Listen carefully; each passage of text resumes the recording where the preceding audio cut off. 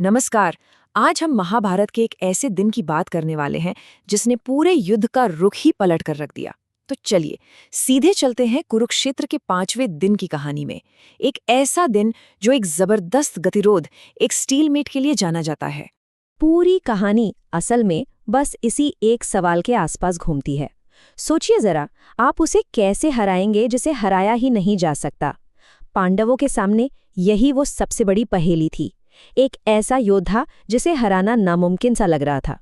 तो 5वें दिन की सुबह होती है, सूरज उगता है और दोनों सेनाएं मैदान में आमने सामने हैं। लेकिन पांडवों के लिए ये कोई आम दिन नहीं था। उनके सामने एक ऐसी दीवार खड़ी थी जिसे तोड़ पाना लगभग नामुमकिन लग रहा था। मैदान पर कौन था? एक तरफ थी कौरव सेना, जिसके सुप्रीम कमांडर थे अजय पितामह भीष्म, और उनका सामना करने के लिए खड़ी थी पांडव सेना, जिसे लीड कर रहे थे धृष्टद्युम्न।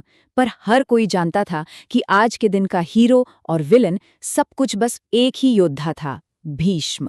पांडवों का गेम प्लान एकदम क्रिस्टल क्लियर था। उनका सिर्फ एक ही टारगेट था, किसी भी तरह पितामह भीष्म को युद्ध से बाहर करना, क्योंकि वो अच्छी तरह जानते थे कि कौरवों की असली ताकत भीष्म ही थे। अब भीष्म की स्ट्रैटेजी देखिए, कमाल की थी।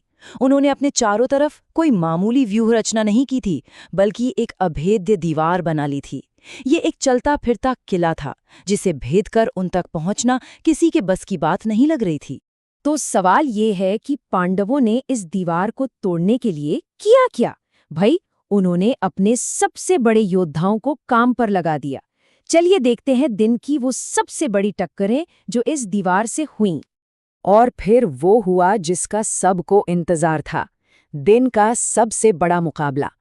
पांडवों के सबसे महान योद्धा अर्जुन आमने सामने थे, किसी और के नहीं बल्कि अपने ही पूज्य पितामह भीष्म के।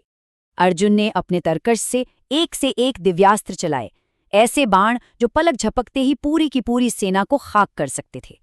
पर सामने भीष्म थे। उनका अनुभव ही उनका सबसे बड़ा कवच था। अर्जुन का हर बाण, हर प्रहार हवा में ही बेकार जा रहा था। भीष्म बड़ी आसानी से सबको काट रहे थे। अब दूसरी तरफ थे भीम, अपनी गदा लेकर वो तो बस कहर बरपा रहे थे। उन्होंने कौरव सेना में ऐसी खलबली मचाई कि बड़े बड़े योद्धाओं को पीछे हटना पड़ा। दुशासन से भी उनकी जोरदार टक्कर हुई, लेकिन कोई नतीजा नहीं निकला। और ऐसा नहीं था कि बस यही दो लड़ाइयां चल रही थीं। धृष्टद्युम्न ने सोचा कि चलो द्रोणाचार्य से भिड़ते हैं, लेकिन गुरु द्रोण का अनुभव भाई वो अलग ही लेवल का था। उनके सामने धृष्टद्युम्न टिक नहीं पाए और उन्हें पीछे हटना पड़ा। इससे ये भी पता चलता है कि कौरव सेना में एक से एक धुरंधर थे। लेकिन असली लड़ाई तो मैदान पर हो ही नहीं रही थी। असली लड़ाई तो अर्जुन के मन के अंदर चल रही थी, और यही वो लड़ाई थी जिसने उस दिन का नतीजा तय कर दिया। अर्जुन के लिए सामने खड़ा इंसान कोई दुश्मन नहीं था, वो उनके पितामह थे, जिन्हें उन्होंने हमेशा पूजा था, जिनसे सब कुछ सीखा था। ये एक योद्धा के धर्म और एक पोते के प्यार के बीच की जंग थी, और यही कश्मकश अर्जुन को अपना 100% देने से रोक रही थी। और असल में अर्जुन का यही संकोच, यही हिचकिचाहट भीष्म का सबसे बड़ा सुरक्षा कवच बन गई। विडंबना देखिए, पांडवों का सबसे बड़ा हथियार ही उस दिन उनकी सबसे बड़ी कमजोरी बन गया। जब आपका सबसे बड़ा योद्धा ही पूरे मन से न लड़े तो जीत भला कैसे मिलेगी? खैर, सूरज ढल गया, शंख बजे और युद्ध रुक गया। दिन भर इतनी मार काट हुई, इतना खून बहा, पर आखिर में हासिल क्या हुआ? नतीजा क्या निकला? तो दिन का स्कोर कार्ड कुछ ऐसा था। दोनों ही टीमों को भारी नुकसान हुआ। हाँ, कौरवों के सैनिक ज्यादा मारे गए, लेकिन पांडव अपना मेन ऑब्जेक्टिव पूरा नहीं कर पाए। उनका लक्ष्य था भीष्म को रोकना, और भीष्म अब भी मैदान में डटे हुए थे। ये एक क्लासिक स्टेलमेट था। और इस दिन के आखिर में पांडवों को एक बात साफ साफ समझ आ गई। एक कड़वा सच उनके सामने था कि जब तक भीष्म कौरव सेना की कमान संभाले हुए हैं, तब तक उनकी जीत नामुमकिन है। और ये जो स्टेलमेट था ना, ये सिर्फ उस दिन की हार जीत का मामला नहीं था। इस दिन की नाकामी ने एक ऐसी नई रणनीति को जन्म दिया जिसने आने वाले कल की पूरी कहानी ही लिख दी। और यहीं से कहानी ने एक नया मोड़ लिया।